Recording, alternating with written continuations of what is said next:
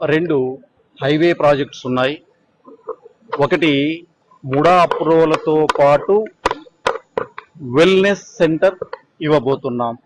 Real estate చరిత్రలో ప్రప్రథమంగా ఒక అప్రూవ్డ్ ప్రాజెక్ట్లో వెల్నెస్ సెంటర్ దాదాపుగా 125 crores ఇన్వెస్ట్ చేసి వెల్నెస్ సెంటర్ ఇవ్వడం అనేది రియల్ ఎస్టేట్ చరిత్రలోనే మొదటిసారి.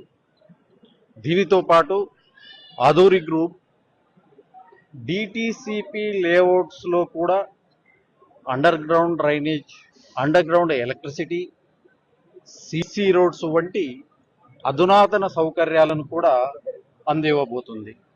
బహుశా ఇప్పటి వరకు ఇలాంటి డెవలప్మెంట్స్ని మరే కంపెనీ ఇవ్వలేదు అని నేను అనుకుంటున్నాను.